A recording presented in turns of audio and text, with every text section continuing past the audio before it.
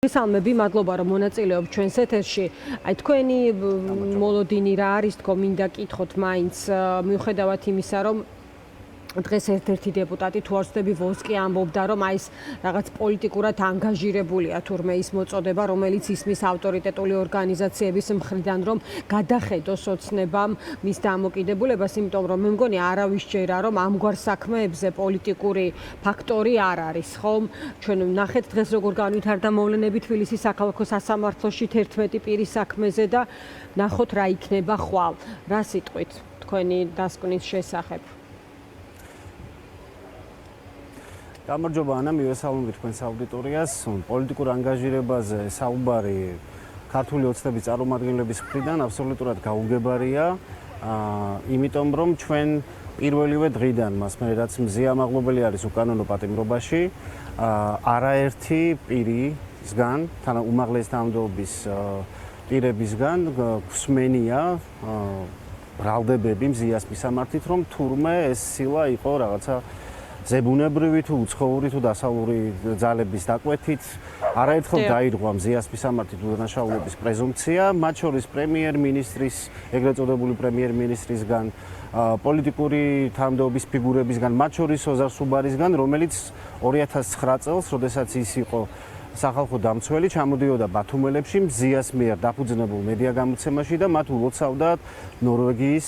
თავისუფალი პრესის ჯილდოს მიღებას და მე მინდა ვკითხოს ოზარ სუბარს, გია ვოლსკის და ნებისმიერ სხვა ადამიანს, რომლებიც პოლიტიკურ ანგაჟირებაში ზდებენ ბრალს ამ თქვენს მიერ ჩამოთვლილ საერთაშორისო ორგანიზაციებს, რომ ბატონებო, პოლიტიკური ანგაჟირება ხომ არ არის ის, როდესაც ადამიანს წამების პირობებში პრაქტიკულად პოლიციის უფროსი ასე ვთქვათ შეურაცხყოფს და პრაქტიკულად არც ერთი არგუმენტი მისი პატიმრობისთვის არ ქონდა ხელისუფლებას და ამ დროს მთელი ქართული ოცნება დაწყებული დაბალი ჩინის მქონე ადამიანებისგან დამთავრებული უმაღლესი პოლიტიკური თანამდებობის ფიგურებით ყველანი ბრალს დებდნენ მზია მაღლობელს რაღაცა რევოლუციურ იმგვარ ნაბიჯებში, რომელიც აბსოლუტურად დაცლილია ჟურნალისტიკისგან, ხო? იქნება მიეტრიალებინათ ეს კითხვა მათი მისამართით და შეიძლება პასუხები ეპოვათ. ამ თვეების განმავლობაში ჩვენ როგორც აღმასრულებელი ხელისუფლებისგან, ასევე საპარლამენტო ხელისუფლებისგან, არაფერს არ ვამბობ სასამართლო ხელისუფლებაზე, არ დაგვინახავს, არ გვიგრძნია რაიმე ტიპის სამართლიანი დამოკიდებულება როგორც მზიას, ასევე სხვა პოლიტიკური პატიმრების მისამართით. ამიტომაც, როცა მოლოდინზე მკითხეთ, ცხადია, რომ ჩემი მოლოდინი, ისევე როგორც მზიას სხვა თანამებრძოლების, საქმიანი პარტნიორების, იმ ადამიანების, რომლებიც ვდგავართ 244 დღეა, რა თქმა უნდა, ბუნებრივია ჩვენ ოპტიმისტური მოლოდინი არ გვაქვს და მიგვაჩნია, რომ ასე ვთქვათ, ყველაზე შესაძლო ცუდი სცენარებიდან ყველაზე ცუდისთვის უნდა მოვემზადოთ. მე მგონი მზიაც ამისთვის არის მზად. და ოდესღაც, როდესაც და ძალიან მალე ამ ქვეყანაში, როდესაც დადგება სამართლიანობა, ყველა ის პირი დაწყებული ცრუ მოწმეებისგან დამთავრებული იმ ადამიანებით, რომლებიც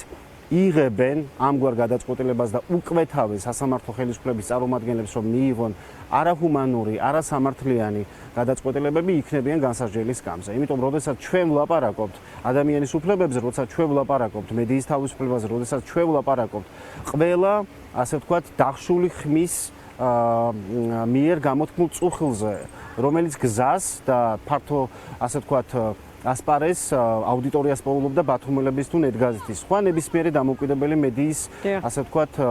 ფურცლებზე, მათ ვებგვერდებზე ჩვენ ვსაუბრობთ ადამიანების კეთილდღეობაზე, ადამიანების დაცვაზე, მათ ღირსეულ ცხოვრებაზე. ამიტომ მზია როგორც მებრძოლი, წინა რეჟიმებთან მებრძოლი ადამიანი, რომელიც არ გატყდა მიუხედავად არაერთი მცდელობისა, ჩვენ ვიცით, რომ საერთაშორისო ორგანიზაციებთან და მათ შორის წინააღმდეგობის სიმბოლოთ არის მოხსენებული იმ მიმართვაში, რომელიც არის გავრცელებული ამ 12 ორგანიზაციის მიერ, ხო, მალხაზ-ცხადია ნახავდით ამას. დაასრულეთ და შემდეგ დაგისვამ კითხვას, მათ შორის რა თვალსაზრისით არის გადამწყვეტი ბუნებრივია, ანა. კი. სრულად ბუნებრივია, რომ მზიას პერსონამ, მზიას საქმეებმა შეიძინა არა მხოლოდ რაღაცა რეგიონული ან დამოუკიდებელი მედიის, ასე ვთქვათ, სურათ-ხატის სიმბოლო შინაარსი, არამედ ის გახდა წინააღმდეგობის სიმბოლო, იმიტომ რომ აბსოლუტურად შეურაცხყოფილმა ადამიანმა გადაწყვიტა ეშიმშილა პრაქტიკულად 40 დღე სასწორზე დადო საკუთარი სიცოცხლე ღირსების შენარჩუნებისთვის, ის არ შეპყუებია არც ერთ უკანონო გადაწყვეტილებას და პრაქტიკულად გვაძლევდა როგორც გარეთ მყოფ ადამიანებს, რომლებიც ვიბრძვით, ასევე მის დროებით, ასე ვთქვათ, კოლეგებს შეიძლება ასე ითქვას, მის თანამებრძოლებს ციხეში გარკვეულ მაგალითს და ასე ვთქვათ, ძალიან დიდ რესურს იმისთვის, რომ ეს ბრძოლა გაგრძელებულიყო და მინდა ხაზი გაუსვა კიდევ ერთ ძალიან გამორჩეულ ამბავს, რომ ჩვენ ვხედავთ პრაქტიკულად ამ 7-8 თვის განმავლობაში, როგორი ღირსეული, რაინდული, ნამდვილად, როგორ ვთქვათ, ჰუმანისტური და ადამიანური ემპათიით გამორჩეული მიმართვებია მზიას მიმართ, ისევე როგორც მასა აქვს ეს ამგვარი დამოკიდებულება ანდროს ზვიადის და სხვა პოლიტიკური პატიმრების მიმართ. რომ მაშინ, როდესაც ქართული ოცნება პრაქტიკულად იქცა დეჰუმანიზაციის სიმბოლო და ისეთ პოლიტიკურ ძალად, რომელსაც არაფერი არ აქვს საერთოდ ადამიანობასთან, კანონის უზენაესობასთან, ჩვენ ვხედავთ მზიას და სხვა სინდისის პატიმრების აბსოლუტურად ჰუმანიზმით, სამართლიანობით, მხარდაჭერით და სოლიდარობით გაჯერებულ მიმართვებს, ურთიერთდამოკიდებულებას და ეს გვაძლევს მთელს ქვეყანას ძალას. მაშინ, როდესაც 30-იან წლებში საბჭოთა კავშირი, ბოლშევიკური რეჟიმი უტევდა მწერლებს, უტევდა პოლიტიკოსებს, უტევდა და ხვრეტდა საზოგადო მოღვაწეებს, პუბლიცისტებს, მხატვრებს და ასე შემდეგ, ეს ადამიანები მაშინ მიიჩნეოდნენ სწორედ იმგვარ პოზიციაში მყოფ ადამიანებად საზოგადოების გარკვეული ნაწილისგან სამწუხაროდ, როგორც ახლა დღეს ჩვენ ვხედავ და არ მოვყვები ახლა ძალიან საშინელ კომენტარებს, რომელსაც წერენ სამწუხაროდ რეალური ადამიანები, რომლებიც პროპაგანდის მსხვერპლები არიან, მაგრამ აუცილებლად ძალიან მალე გაივლის ის დრო, როდესაც თითოეული მათგანის შესახებ, ჩვენი სამოქალაქო საზოგადოების წევრების შესახებ სახელმძღვანელოებში იქნება სპეციალური თავები და ეს იქნება ის პერიოდი თანამედროვე საქართველოსი, რომელსაც ყველა ერთად გადავიზიარებთ. როდესაც ჩვენ არ ვაპატიებთ არც ერთ უკანონო მოსამართლეს, არც ერთ ცრუმოწმე პოლიციელს იმ უდანაშაულო ადამიანების გაწირვას, უდანაშაულო ადამიანებისთვის, როგორც ასე ვთქვათ, ტალახის სროლას და მათგან ტრის ხატის შექმნას. ტრის ხატი ამ ადამიანებს ვერ შედგება. თუ ყავს ქვეყანას მტერი, ეს არის ქართული ოცნება, რომელიც პრაქტიკულად თავისუფალ სიტყვასთან ერთად გვართმევს სახელმწიფოებრიობას დღეს.